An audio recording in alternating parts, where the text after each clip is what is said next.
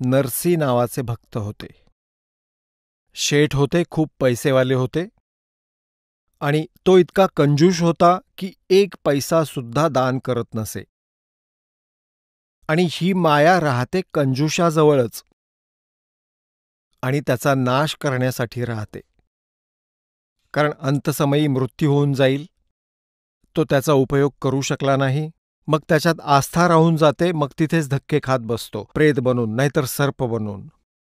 आता परमात्म्याची अशी इच्छा असते की ही माया याची शत्रू आहे, ह्या मायेपासून याला भिन्न करतो आणि त्याला इतकीच देईन ज्याच्यात तो बुडून मरणार नाही, त्याचं काम चालू राहील, त्याच्यावर हा तरंगेल. असा विधी परमात्मा आपल्यासाठी करू इच्छितो, भक्तांसाठी. आता सगळे भक्त जितके आत्मा आहेत ते त्याचेच आहेत. मग ते आज कोणालाही पूजत असतील, परंतु त्याने तर काही मिळणार नाहीये. आणि त्याच्या दुःखात दुःखी मूळ मालक तर आपलेच होतात. त्याच्यापाशी इतकी संपत्ती होती नरसी नावाच्या एका शेठजीकडे की त्याला राजाकडून ड्राफ्ट बनवण्याचा आदेश होता, ज्याला हुंडी म्हणत असत. त्याला राजातर्फे एक मान्यता प्राप्त होत असे, त्याच्या संपत्तीचा अंदाज करून की हा इतक्या रुपयापर्यंतची हुंडी म्हणजे ड्राफ्ट बनवू शकतो. जसे यात्री लोक असत, शेठ किंवा व्यापारी लोक असत, ते कुठल्याही शहरात आपले पैसे अशा शेठजींकडे जमा करत असत. त्याचीच ते हुंडी बनवून घेत असत, ड्राफ्ट. आणि दुसऱ्या ज्या शहरात ज्या शेठजींची हुंडी मान्य असेल त्यांना जाऊन ती चिठ्ठी दिली जात असे, पावती, हुंडी. तर तो शेठ ते पैसे ठेवून घेत असे, त्यात जेवढे पैसे लिहिलेले असतील तेवढे तो देत असे. मग 1 वर्षात किंवा 6 महिन्यात ते सगळे शेठ आपापल्या पैशांची अदलाबदल करून घेत असत. कोणाचे इकडून आले, कोणाचे तिकडून आले, अशी हुंडी चालत असे.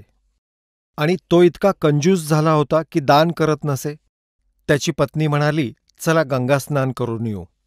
सगळे चालले आहेत, माझी पण इच्छा आहे. आधी तर नकार दिला, इथेच स्नान कर ना, 2 लोटे पाणी घे, कशाला जायचं इतक्या दूर. तिने जास्त हट्ट केल्यावर म्हणू लागला, पायी जाऊया. तिने विचार केला, पायी तर पायी, निदान तिथपर्यंत जाऊ तर. आता पायी गेला गंगेच्या स्नान घाटावर स्नान करायला. तिथे जेव्हा स्नान करू लागला, परमात्मा आले एका ब्राह्मणाच्या रूपात आणि म्हणू लागले, शेठजी काही दान करा, स्नान करायला आले आहात, स्नानाचं पुण्य तर तेव्हाच मिळेल, ब्राह्मणाला काहीतरी दान द्या. आता शेठ म्हणू लागले, नरसी, अरे ब्राह्मणा, इथे तर मी थोडेच पैसे घेऊन आलोय, कामापुरते, खाण्यापिण्यापुरते. तुम्हाला पैसे हवेत ना, तिकडे या माझ्या घरी. आधी भगवान म्हटले की भाई इतक्या लांब कसा येऊ, काही पैसे द्या. म्हणाला, नाही, 1% देईन आणि 1% लिहून घे माझा, आणि तिकडे आलो घरी की देईन. इथे नाही देणार, मी तर फक्त माझ्या वाटखर्चापुरते आणलेत. त्याची पत्नी म्हणाली, द्या पैसे ते जवळ ठेवलेले. म्हणाला, तू गप्प बस, काय बोलू नकोस. आता तो स्नान वगैरे करून घरी आला. आता तो घरात प्रवेश करत होता. नरसी शेठ कंजूष. पाठोपाठ परमात्मा पोहोचले 1 सेकंदात. त्याने तर 1 आठवडाभर प्रवास केला असेल, ते 1 सेकंदात आले आणि जाताच दार वाजवलं आणि म्हटलं नोकराने की बोला, कसे आहात ब्राह्मण, की बाई शेठजींनी माझा 1% दान करायचा वायदा केलाय, तो त्यांना सांगा, माझा टका देऊन टाका, मी आलोय. मग त्याने जाऊन सांगितलं नोकराने की शेठजी, एक ब्राह्मण म्हणतोय की तुम्ही दान करण्याचा वायदा केला होता, 1%, ते दान दक्षिणा घेण्यासाठी ब्राह्मण आला आहे दारावर. आता नरसीने विचार केला, भाई हा तर मागेच लागलाय. मग त्याने असं म्हटलं की त्याला असं सांग, उद्या देईन, आता मी थकलोय. आता नोकराने सांगितलं की उद्या देतील ते. तर ठीक आहे, चला उद्या देईल, काही हरकत नाही. तिथे बाग होती शेठजीची, त्या बागेत अंथरलं वस्त्र भगवानांनी आणि लवंडले. आता तो शेठ म्हणाला, गेला का तो? तो सांगू लागला, नोकर, तो तर बागेत झोपलाय तुमच्या, सकाळी परत आला. म्हणाला की शेठजींना सांगा, माझा टका द्या, दान द्या. आता नरसीजींनी विचार केला की आज तर हा 1% अडूनच बसलाय आणि माझ्या मागेच लागलाय, नाहीतर उद्या 10 रुपये मागेल, ह्याला तर राईच पाहिजे. मग त्या शेठने नोकरांना म्हटलं की त्याला जाऊन सांग त्या ब्राह्मणाला, त्या संताला, की आमचे शेठजी अत्यवस्थ झाले आहेत आणि स्वस्थ होऊन जातील हप्ता 10 दिवसात, मग ये. मग देतील. आता त्याने येऊन आदेश ऐकवला. परमात्मा म्हणाले, भाई ठीक आहे, एवढी ये जा कशाला? परत एवढ्या लांबून कुठून येणार? स्वस्थ होतील तेव्हा देतील. तिथेच जाऊन परमात्म्याने वस्त्र अंथरले बागेत. आता शेठने विचारले, गेला का तो मूर्ख? म्हणाले, नाही होतो तर म्हणतोय ठीक आहे, स्वस्थ झाल्यावर देतील ना, आता घेऊनच परत जाईन. आता शेठने विचार केला, भाई चांगलंच भूत चिकटलंय हे. त्याने आपल्या नोकरांना सांगितलं 2-3 दिवसांनंतर की असं सांग की शेठजी मेले. आता नोकराने जाऊन सांगितलं की भाई हे ब्राह्मण, हे विप्रजी, आमच्या शेठजींचा देहांत झाला. फार वाईट झालं. थकून आले होते, प्रवास करून आले होते असे असे आणि वारले. परमात्मा म्हणाले, काही हरकत नाही, आमचा यजमान होता, आता तर लाकडे देऊनच जाईन. आता असा थोडाच जाईन, त्याला तर लाकडे जाळूनच जाईन. आता त्याने शेठला जाऊन सांगितलं की तो असं म्हणतोय की लाकडे जाळूनच जाईन. शेठजी म्हणाले, तुम्ही असं करा, माझी तिरडी तयार करा आणि लाकडं शोधायला सुरुवात करा. आता त्यांचे 5-7 नोकर लाकडं गोळा करू लागले. आता एवढा मोठा शेठ मरतो म्हटल्यावर सारा गाव एकत्र होईल, मूर्ख बनवतोय तो. त्या 5-7 नोकरांनी बरीच लाकडे गोळा केली आणि आपली तिरडी उचलून चालू लागले. परमात्म्याने पण उचलले एक मोठे लाकूड आणि जाऊन ठेवलं त्याच्या छातीवर. त्याला झोपवलं होतं चितेवर आणि त्याने सांगून ठेवलं होतं, आग लावू नका. तर परमात्मा म्हणाले की भाई शेठजी, तुम्ही जिंकलात, मी हरलो, पण भाई आत्मघात करू नका. आम्ही माफ केला तुमचा टका, नाही घेणार आम्ही आज नंतर. तुम्ही उठा, मरू नका. म्हणाला, खरंच? म्हणाले, हो खरंच. मग उठला. नोकरांना म्हणाला, सगळी लाकडं गोळा करा, चला परत. मागे छोटे मोठे पडले होते ना तुकडे, तेही आपल्या धोतरात घेतले आणि सगळे घेऊन निघाला. इतका कंजूष होता, पण दान केलं नाही. आता परमात्म्यांना माहीत होतं, माझा प्रिय आत्मा ह्यात बुडून मरेल. एक पुत्री होती, तिचं लग्न करून दिलं होतं आणि तिला मुलबाळ नव्हतं आणि मूर्ख माणूस त्याला चिकटून बसला होता, बिनज्ञानवाला. आता परमात्मा आपल्या बाळाच्या हितासाठी माहीत नाही म्हणतात काय काय कार्य करतो, कसे चरित्र करतो. आता काय झालं, दुसऱ्या दिवशी शेठजी निघाले चक्कर मारायला, कारण इतके दिवस बंद होतं फिरणं. सकाळी सकाळी फ्रेश होण्यासाठी लांबपर्यंत फिरायला गेले. आता काय झालं, जेव्हा तो फिरायला निघून गेला तेव्हा परमात्म्याने त्या शेठजी नरसीचं रूप घेतलं आणि घरी आला. आधी नोकरांना सांगितलं की भाई तो बहुरूपी आहे आणि आज तो माझं रूप घेऊन येईल आणि जर तो इथे आला तर आधी प्रेमाने सांगा आणि नाहीच ऐकलं तर 2 फटके द्या. आता असं सांगून भगवान त्याच्या घरात निघून गेले. पाठोपाठ शेठ येणारच होता. नोकर तर उभेच होते. त्यांनी पाहिलं, हा तर आला, हा बहुरूपी आला. आणि तो तर आपला निश्चिंत होऊन निर्भयपणे. तर ते म्हणू लागले की ए भक्ता, आहेस तिथेच थांब, आत येऊ नकोस. तर तो म्हणू लागला, ए काय बोलतोयस तू? ए फलाण्या, काय बोलतोयस तू? भांग प्यायलायस का तू? ओळखत नाहीस का मला? म्हणाले, ओळखलंय तुला आम्ही, तिथेच उभा राहा. आज आदेश दिलेत आमच्या शेठजींनी. तू खूप दुःखी केलेस आमच्या शेठजींना. कधी ब्राह्मण बनून येतोस, कधी काय, तू त्यांचं रूप घेतलेस आज. आणि आज आदेश वेगळा आहे भाई, तुला लाठी मारेन पुढे आलास तर. थिजून थांबले लालाजी. म्हणाले, काय गडबड झाली बुवा? तेव्हा त्याने विचारलं, कोण आहे हे, काय म्हणताय तुम्ही? की आमचा शेठ आत आहे, तो आत्ताच आलाय आणि त्याने आम्हाला सांगून ठेवलंय की आज तुम्ही त्यांचं रूप घेऊन येणार आहात. तू निघून जा इथून, यातच तुझं भलं आहे.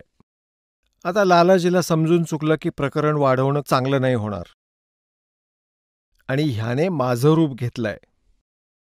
जाऊन राजाकडे अर्ज दिला की एका ठगाने माझं रूप घेऊन माझी संपत्ती हडपण्याचा प्रयत्न केला आहे. तो माझ्या घरात बसलाय. आता वेळेचं महत्त्व ओळखून दोघांना लगेच न्यायालयात बोलावलं, हजर केलं दुसऱ्याच दिवशी.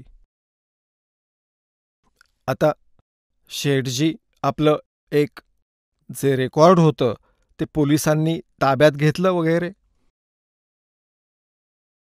दोघे एकत्र आले तिथे कोर्टात. तर जजने विचारलं की काही पुरावा द्या. ही वही आमच्याजवळ आहे. ह्याच्यात असा एखादा लेख दाखवा ज्यावरून आम्ही ओळखू शकू की तुम्ही असली आहात की नकली. त्या असलीला ज्याने अर्ज केला होता त्याला विचारलं की भाई तू सांग.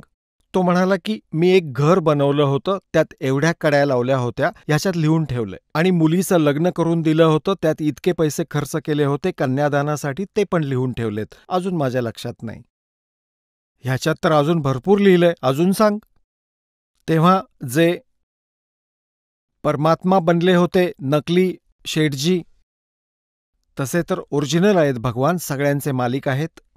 तर जो नकली होता त्याला विचारलं, भगवंताला विचारलं की सांग याच्यात काही पुरावा. तर परमात्म्याने मागच्या पानापासून सुरुवात केली सांगायला. ऐका बाबा, उघडून पहा. त्यांनी पाहिलं, सर्व ऐकू लागले. 4-5 पानं सलग वाचली. तर कोर्टाने नकलीला असली सिद्ध केलं आणि असलीला नकली आणि म्हणाले पळ जा इथून, तू खोटारडा आहेस. आता लालाजींपुढे समस्या उभी राहिली की आता काय करू. कळत नाही कोणत्या जन्माचा वैरी होता हा माझा, आणि ह्याने माझी सगळी संपत्ती बळकावली. बसला जंगलात जाऊन डोक्याला हात लावून. आणि कारण की माणूस जेव्हा अशा अडचणीत असतो तेव्हा देवाचीच आठवण काढतो. देव तिथे पोहोचलेच लालाजींच्याच रूपात आणि म्हणू लागले की भाई शेठजी, बोल, ती संपत्ती तुझी होती की माझी. आजपर्यंत होती तर माझीच, पण तू नाश केलास. तू वैरी कुठल्या जन्माचा होतास. हे म्हणाले, मी वैरी नाही, मित्र आहे तुझा. निकम्मे, ही आधी पण माझीच होती आणि आजही माझीच आहे. तू अजाणतेपणे स्वतःची समजत होतास. जर आत्ता तुझा मृत्यू झाला असता 1 दिवस आधी, 2 दिवस आधी, तर कुठे होती तुझी ही नालायक कुठला. आणि तुझी इतकी संपत्ती मिळवलीस, इतकी पापं जमा केलीस, ती काय डोक्यावर घेऊन जाणारेस. आणि ही कोण भरेल तुझी माया. हे तुझे भाऊबंद बसलेत, ते वाट पाहतायत कधी हा मरेल, जेणेकरून आपल्याला आपला वाटा मिळेल. तुला काय मिळेल बुद्धू. भक्ती केली नाहीस पूर्ण आयुष्य, हे धन गोळा केलंस. आणि मग परमात्म्याच्या वचनात तर शक्ती पण असते. एकदम आँख खुल गई, अनुबला कती नहीं तू कर ले के करेगा तू. ह्या नरकात थोडाच ढकलीन माझ्या बाळाला, पुढे कोण जाऊन पडेल. तर पाय धरले.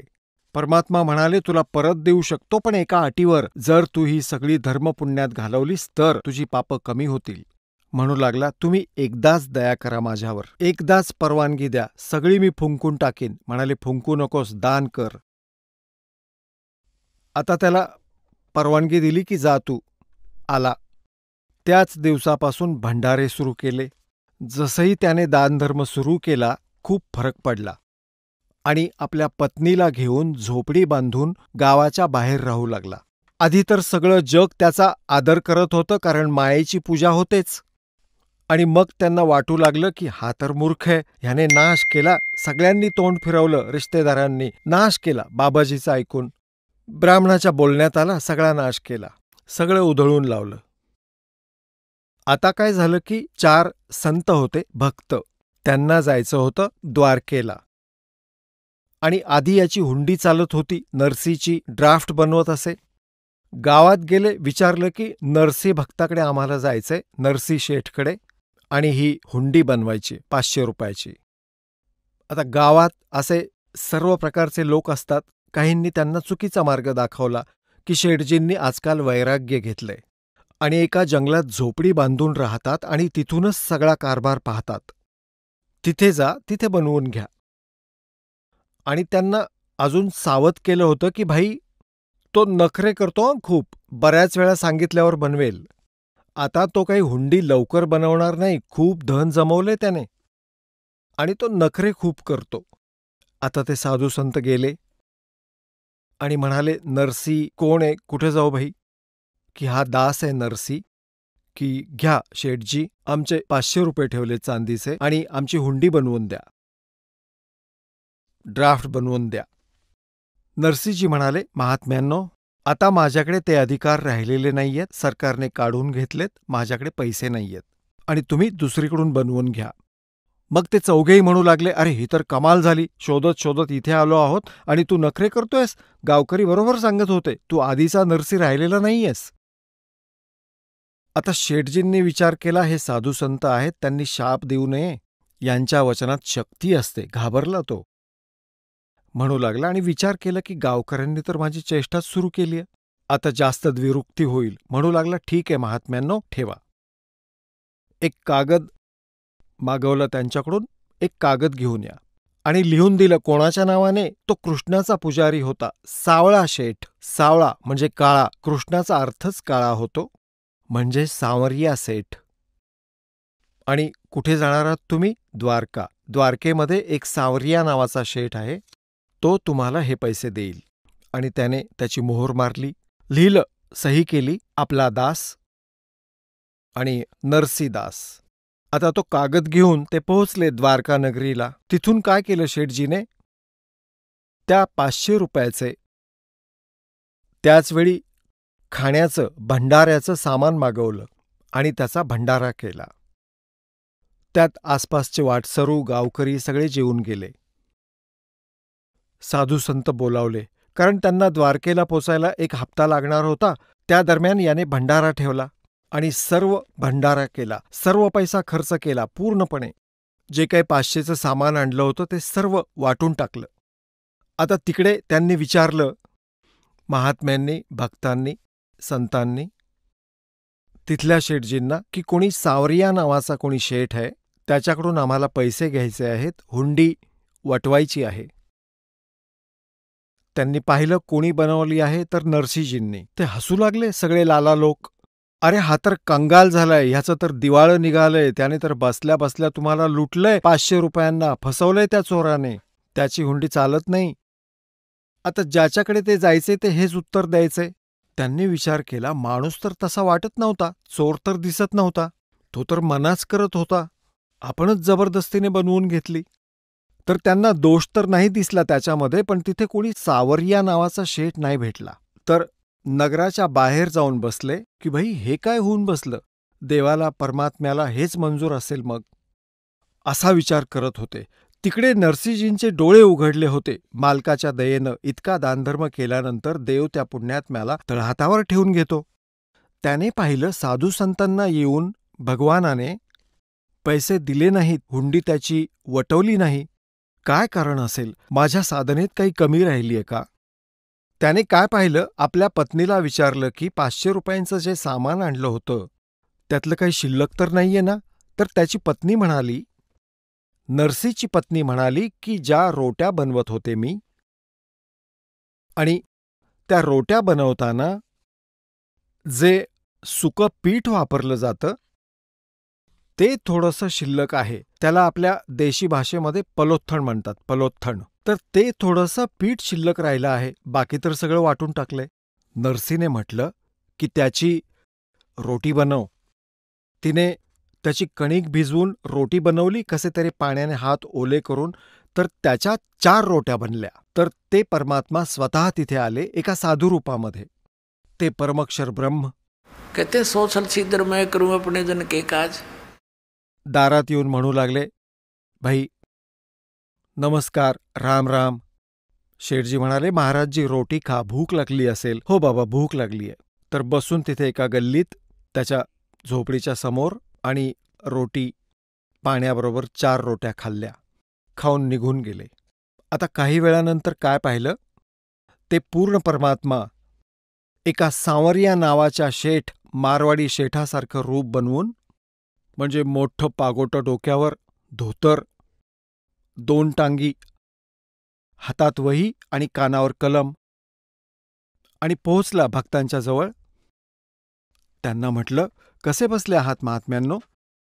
त्यांनी पाहिलं, का बसलोय काय म्हणताय शेठजी, आमच्या बाबतीत असं असं घडलंय.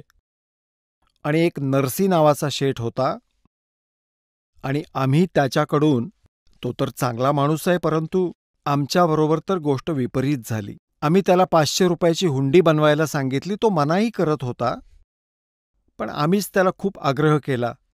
त्याने कुठल्या कारणाने, कुठल्या दबावाखाली येऊन लिहून तर दिली, पण इथे तर कोणी सांवरिया नावाचा शेठ नाहीये, पण आम्हाला विश्वास आहे त्या भक्तावर की आमचे पैसे सुरक्षित मिळतील, तिथे ठेवलेले असतील, जाऊन घेऊ. पण इथे तर आमचं काम बिघडलं. आम्हाला तर कोणी रोटी दिली नाही. विचार केला होता इथे फिरू, आपलं आठवडा 10 दिवसांचा टूर प्रोग्रॅम बनवून आलो होतो. आम्ही तर दुःखी झालो बाबा. इथे कोणी सांवरिया नावाचा शेठ सापडलाच नाही. तर परमात्मा म्हणतायत की कुणी सांगितलं तुम्हाला? भक्तांनो, मी आहे तो. तर म्हणाले सारे द्वारकातले सावकार नाही म्हणत होते. म्हणाले चला तिकडेच जाऊया. आता जे ते लाला लोक चेष्टा करत होते भक्ताची, हसत होते, खी खी खी करून हसत होते, फसवलं फसवलं. चौकात जाऊन सांगितलं की इथे चादर अंथरा तुमची भक्तांनो. आणि परमात्म्याने बांधलं गाठोडं 500 रुपयांचं. एक एक रुपया असा खणखण वाजवून टाकला. असे खणखण वाजवले. म्हणाले घ्या मोजून. 1 2 3 4 असे वरून खणखणीत वाजवत होते वरून, जेणेकरून बघावं सगळ्या द्वारकावाल्यांनी की सांवरिया शेठ कुठून आला बाबा. आणि 500 रुपये देऊन टाकले. आणि काय म्हणाला की भाई भक्तांनो, आता जा ना तुम्ही नरसिंहजींकडे, त्याला हे सांगा की किती तुला हव्या तेवढ्या करोडो हुंड्या पाठवून दे, दास हजर असेल. आणि सांगा त्याला नेहमीच हा दास त्याचा हजर असेल इथे. बोलो सतगुरुदेव.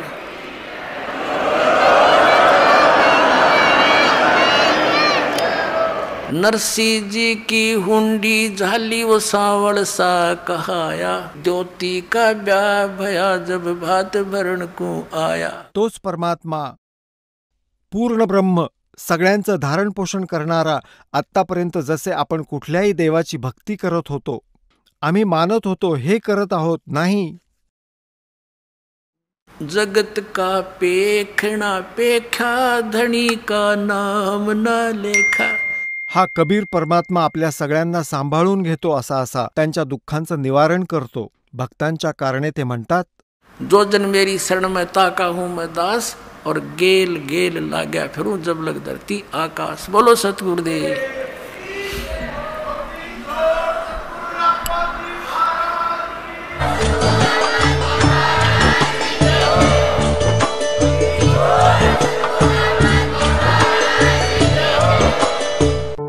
आपण ऐकत होता जगद्गुरु तत्वदर्शी संत रामपालजी महाराजांचे मंगल प्रवचन.